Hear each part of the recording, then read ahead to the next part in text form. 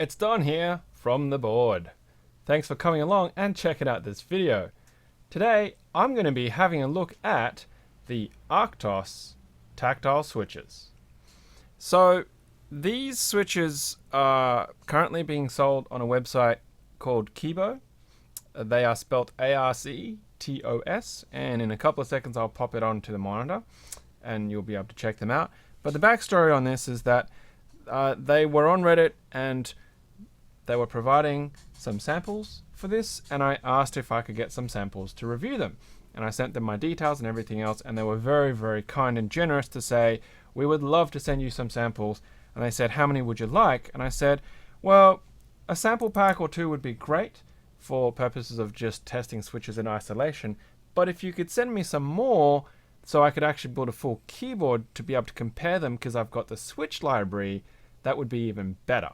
And so they went, no problem. We're a little bit busy at the moment, so we'll get them sent out as soon as possible. And you know what? They sent me a box of switches. So I'm super thankful, and I always say a massive thank you to Jackie and the team out at KEBO for actually sending me a box of switches. So let's pop over to the website and check out exactly what we're going to be looking at. And there it is. Now the KEBO logo is being obscured by my face, so there it is. So that's the actual KEBO site, and there's the Arctos switches itself. You can see that depending on what you're getting, how many you're getting, I guess you can save a little bit of money at the moment when I'm recording this, but it comes in a 65 gram tactile and a 72 gram tactile. So there's a little bit of a blurb.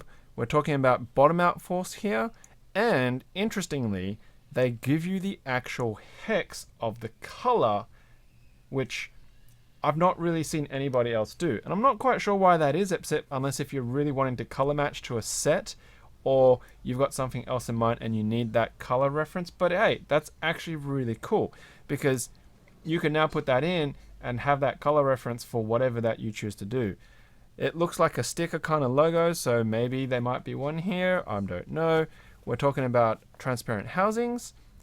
It's lubed with Krytox is what I'm reading here, or they're telling you that you can lube it with Krytox. But what's really cool is the fact that they actually give you a guide on the points to lube. So that's pretty nice.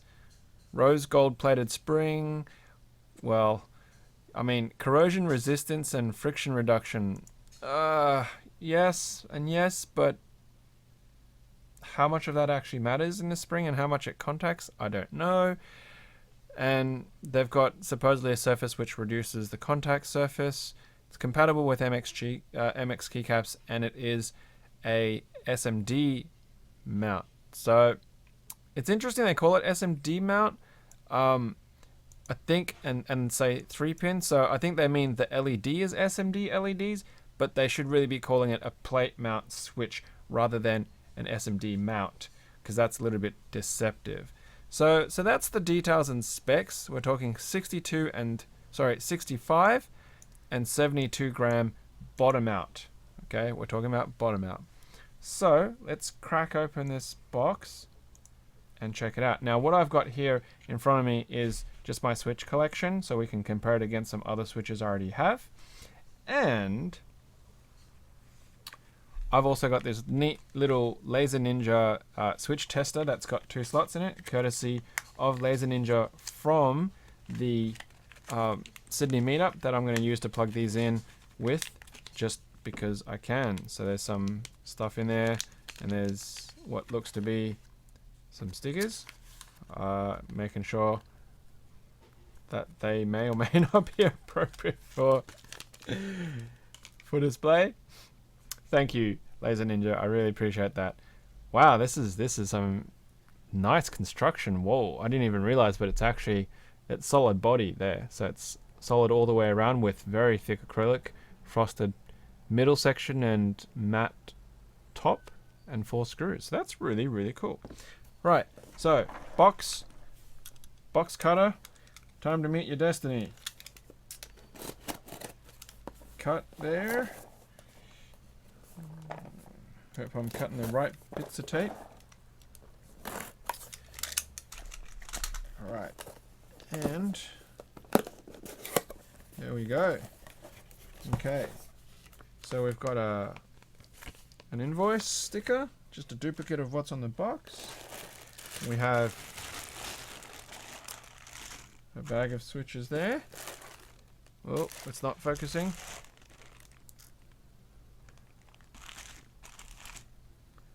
I'll have to fix that in a moment. And there's another bag there. And, haha, as I had guessed, there is the label for Arctos.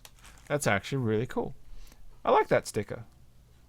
That said, if it's kind of trying to give the portrayal of an Arctic environment with the name Arctos, are brown bears really from an Arctic environment? I know they're from cold places, you know, like Canada and Alaska and stuff, but maybe a white polar bear might have been a little bit more closer to form. I don't know.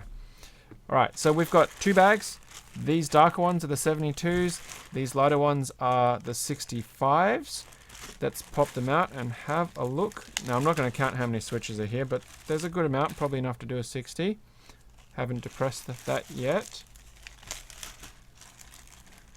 It's exciting. Very exciting. So, probably should have done this with my artisan style setup, but it's too late now. So, the stem looks pretty good. It looks pretty clean. It doesn't have those knobs like box switches do, so we're not going to be concerned about cap cracking. It is completely clear, as you can see, and you can see the spring in there. The pins are pretty skinny. They're very skinny pins, and you can see it's a standard type of contact leaf there as well. So just pressing that, it's very tactile. Is like a hard shelf almost there before the bump happens.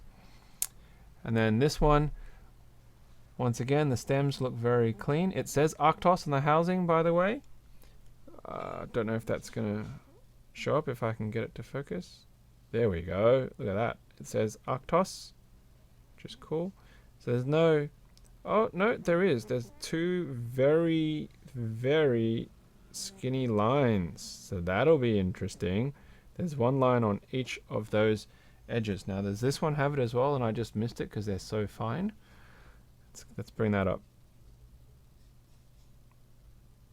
Come on.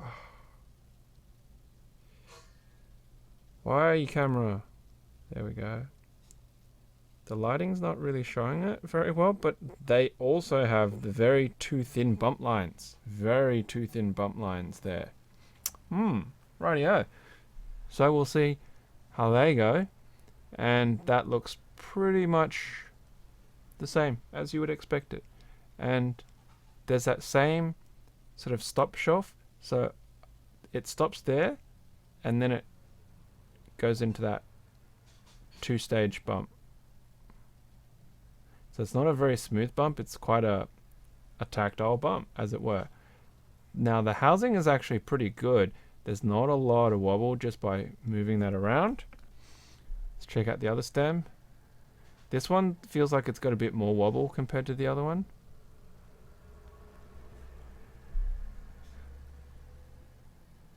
Yeah, that heavier one, the 72, does have more wobble. Let's just try this. There we go. It's in. And there we go. So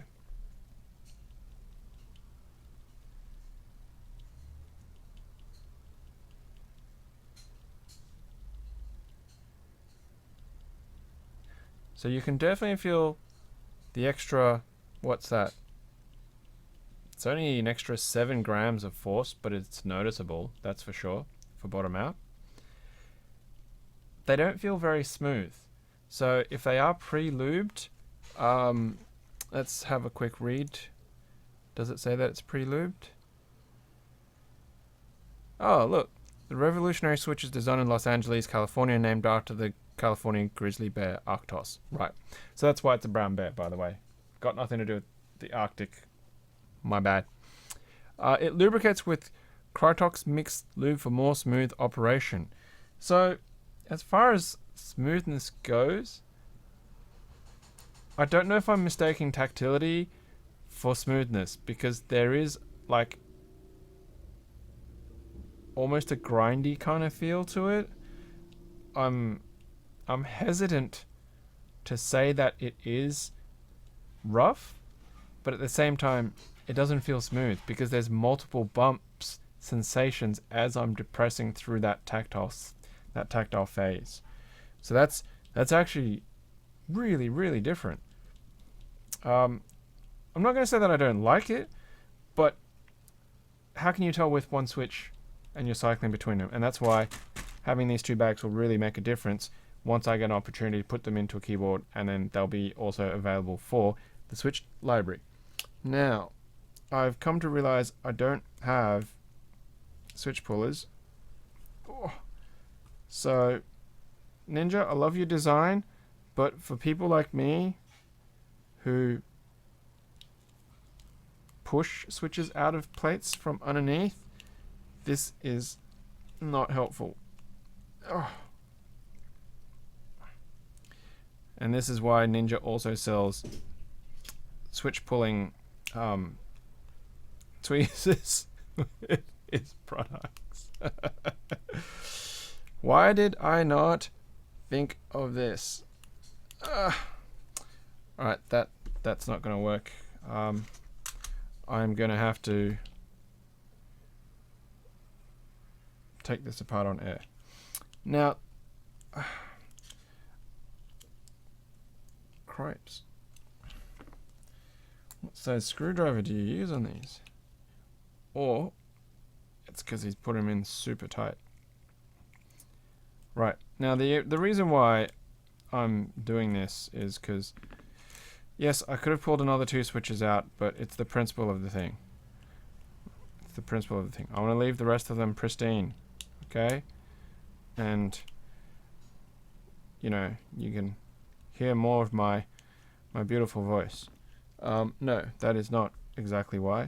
There is a reason why I'm wanting to pull these out. Is because I actually want to open them up, and I don't want to open up other switches that I haven't just gone and pressed around with and moved lube around, just because I just want to leave them as it is. So there we go.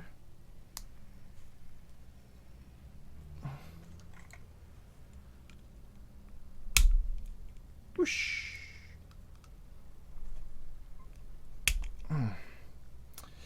That is a very tight fit there, Ninja. Good stuff. I'll put that back together later. I have so much stuff here that I hadn't even thought about this, but I probably should have had my switch crackers ready, but I'm just having a look at what kind of clips these have, and they have standard clips. They have cherry style clips. So I'm going to pop, because this is my tactile kind of section, I'm going to put these two Arctos switches in, and then I can use my switch opening tool, I hope, and then we can pull out the sliders and actually have a look at them. Right. That's why I was saying I probably should have thought ahead. And I'm a lazy reviewing type of guy, so I'm not gonna go and dig up stuff and reshoot this since I've already opened the package. So you know what you're seeing here. I just stabbed myself on the bottom of this plate. I'm not doing so well today, am I? It's the end of the year. It's been a long day after work. By the way, as you can see, I'm starting to run out of space on this thing. So if you have any thoughts and suggestions and ideas on potentially what I can do to have more slots for a switch tester, please let me know. Okay, so I've got one side open.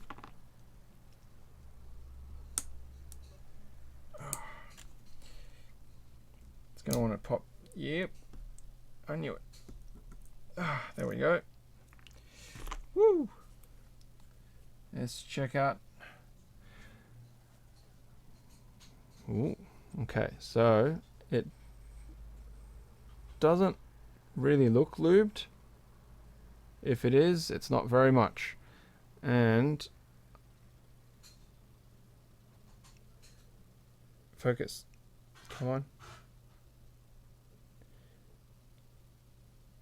Look at that bump. Super aggressive. It really has a hefty ramp. That bump is crazy. And what's really interesting is it's not even smooth. So the lead up to it is a noticeable hard lip. And that is what I'm talking about. So I'm not holding it very steady, but there is a hard lip at the start of that bump, and then it goes as it goes down, and then it falls off again at the top. Yeah, that's got some seriousness to it. Wow. And I'm just going to run my finger over that, and there is zero presence of lube on that, and on the sides as well. Yeah, it's interesting. So they talk about the rails having less contact, and their design for the rails is that it's slightly concave. So it's not going to focus for me now, is it? There we go. So you'll actually see it's got two rails. That's how they reduce the amount of contact for that. Everything else on it looks fairly standard, so yeah.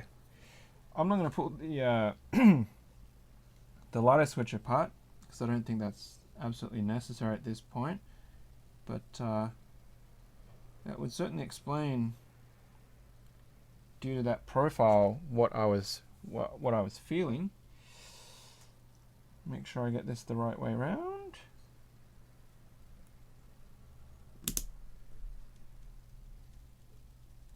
Okay, so now let's put the keycaps on it and see how that goes. Alright, so I've got a standard. So here's a keycap from my mix set, the pause button, which I've replaced with an artisan, and here is a cherry PBT keycap. Let's try that one first because it's thicker and I'm sure it'll be just fine. Yeah, it goes on nice and smooth. So no issues there. And then the mix keycap. It's a little bit snug, but I don't feel like it cracked. Yeah, it's definitely more snug, but I'm not seeing any stress marks on that. Similarly on the lighter one, that's nice and firm going in. A little bit of effort to take that off, no stretch marks. And then the PBT goes on a little bit smoother. Okay, cool. So we're just going to wrap that up now with a little bit of what switches in isolation sound like with no keycaps. So this is the 65 gram Arctos.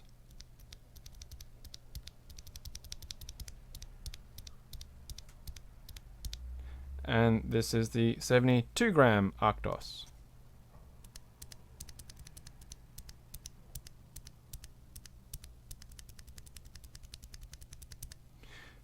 They actually sound pretty similar.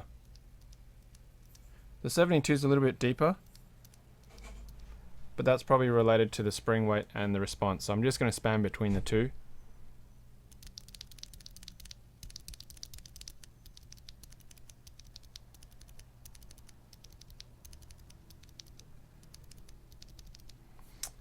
Not that you can really tell much from that by itself. So there you go. That is wrapping up on the Arctos 72 and the Arctos 65. I must say they are tactile. By comparison to the others, they're actually more tactile than the halos, I believe. If you can kind of believe that. I think it's because the halos and the box tactiles have like that negative tactility I talk about, where you hit it and it just falls away, whereas because this one's got that and then that little lip on it, you get that sort of extra amount of tactileness to it.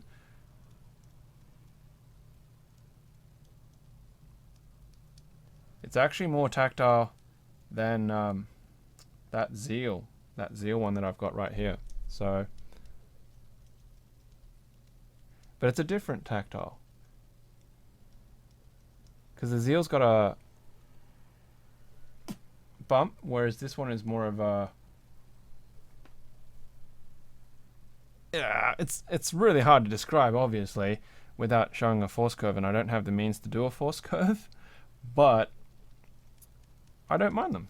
I don't mind them at all. Right, that's enough gas bagging. I'm going to get back to putting this together again. But thanks very much for checking out the video. Thank you to KEBO for actually supplying me with these. I will build 2 keyboards if there's enough switches in here for me to do so.